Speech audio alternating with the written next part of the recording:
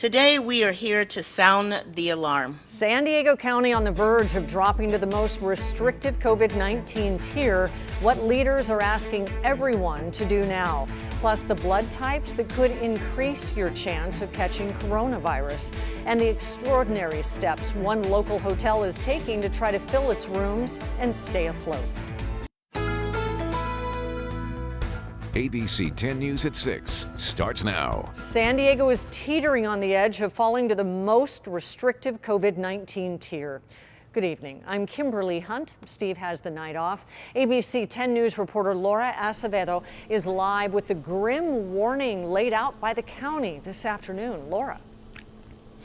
Well, Kimberly, Supervisor Nathan Fletcher says that we are fighting to stay where we are. Where we are right now is the red tier, but if the numbers continue in the purple tier for 2 consecutive weeks, that is when we would see us move into that more restrictive level. Now, earlier today during a press conference, Dr. Wilma Wooten called these numbers too close for comfort. Now, according to those county numbers, the unadjusted county case rate was 6.9 just 6 days ago. It is now up to 7.8. Now, again, that number alone won't move us into the more restrictive purple tier, but that, of course, is the fear and the concern. Officials once again reminding San Diegans to avoid indoor gatherings, to wear a mask, and to stay home if you are sick. Also asking that employers allow their employees to telework if possible. Officials saying taking these steps can help us stay where we are.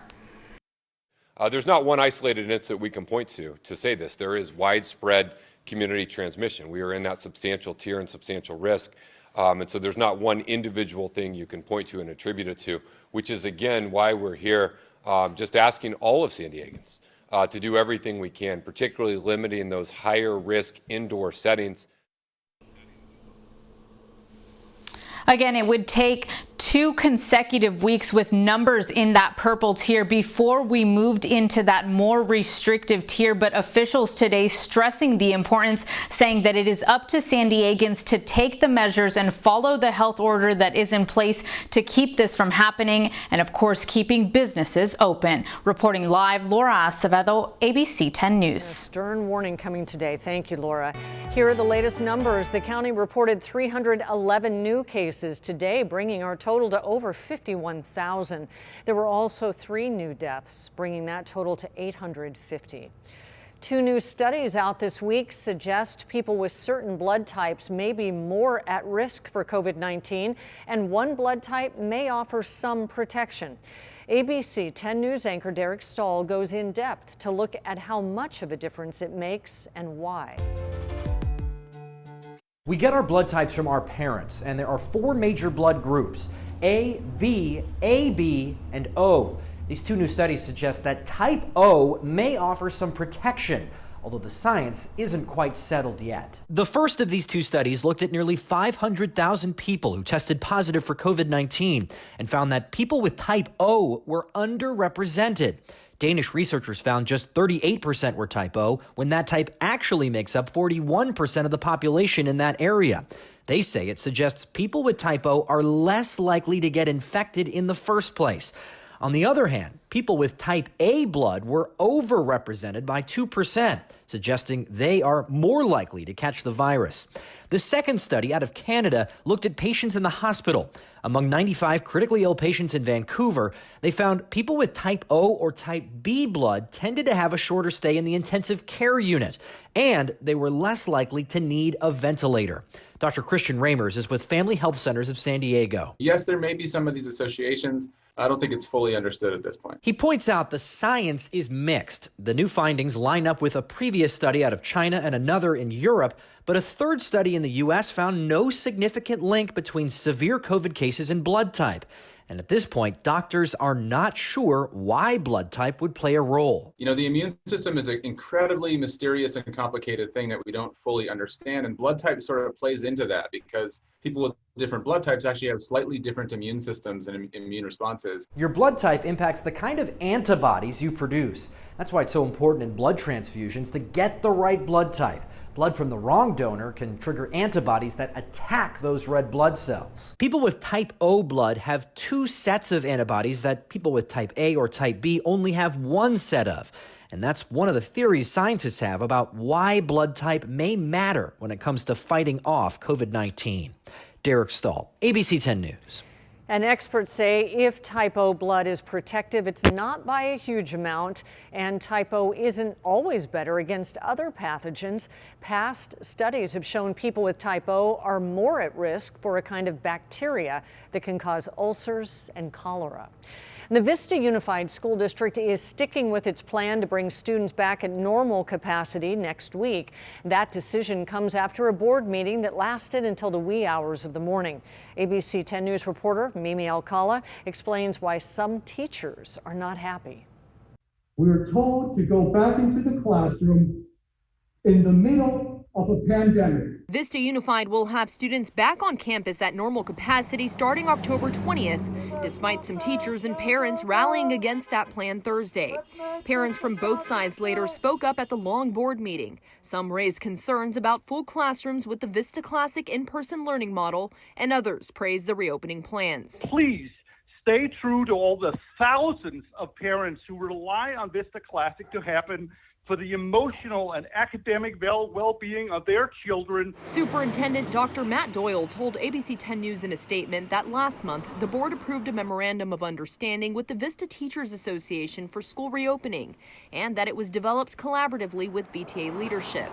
But the association says the current plan goes against what was agreed upon, and some teachers call it reckless. They told us in that meeting that it's the teacher's responsibility to sanitize the classroom, and they were kind of lecturing us on our ability in a 4 to 5 minute passing time to clean the desk for 38 students and disinfect it safely before the next class comes in. The district's reopening plan includes requiring face coverings for all, frequent cleaning and disinfecting, and social distancing. But while safety measures are in the plan, all classrooms will have the normal amount of students enrolled, and student seating arrangements will be less than 6 feet apart.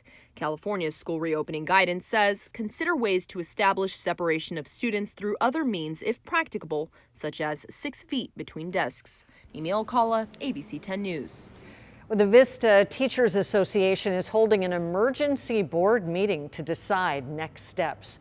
You can stay on top of any developments with coronavirus by downloading the 10 News app. A free version is available in the App Store. Your voice, your vote. A group of San Diegans is trying to rally support for Prop 16, which would bring back affirmative action in California. They gathered today at Waterfront Park along the Embarcadero. They say affirmative action is needed right now. What we've seen happen is a significant decrease in government contracts for contractors of color. We've seen a significant decrease in the number of student admissions for students of color. We've seen a decrease in the positions of leadership among women and women of color. Opponents of Prop 16 say allowing traits such as race and gender to be used in decision-making is itself a form of discrimination.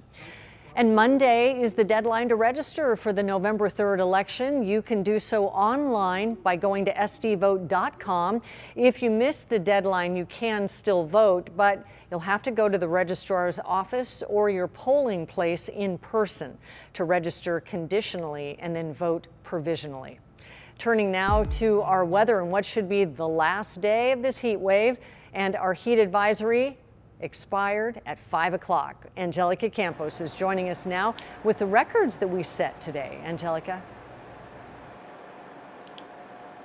Hi, Kim. I actually prefer to give good news, so I'm just really happy that we are finally heading in that direction. But first, the records. We broke records once again. We did the entire week.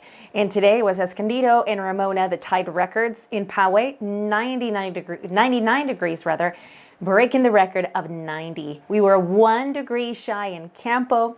In Oceanside, we had a high of 90 yesterday. Today, 84, similar to San Diego with 83, but no records there. Our temperatures starting to drop into the 80s in Escondido and El Cajon. And tonight, we're going to be tracking foggy conditions. That is not broken. That camera, that's a Cardiff Skycam. It is that foggy right now. We're going to be tracking low visibility. We'll have much more in our 7-day forecast. Thank you, Angelica. Nearly 24 people needed rescuing when the boat that they were using to sneak into the country broke down. 4 of them swam to shore Wednesday at San Clemente Island. They said other people on the Ponga had paddled to shore and then scattered. Coast Guard and Border Patrol agents searched the island and found a total of 19 people, all Mexican nationals. 2 men in the group face smuggling charges. A man accused of stabbing another man inside an Escondido home and then setting the home on fire with the victim still inside pleaded not guilty today. The unidentified victim was found inside the home on Waverly Place by firefighters October 4th. Jose Trinidad Romero is now facing murder and arson charges. The prosecutor says the killing was sparked by some sort of dispute over property left behind in the home. And there's new information about an officer-involved shooting this week in Rancho Penasquitos. Today, police identified the man shot as 61-year-old Richard Young. Officers responded to a domestic violence call Wednesday night at a home on Celtic Court. They found Young and a woman on the front porch. They say he took a gun out of his waistband and raised it at them, so they shot him. Young is now in the hospital under guard.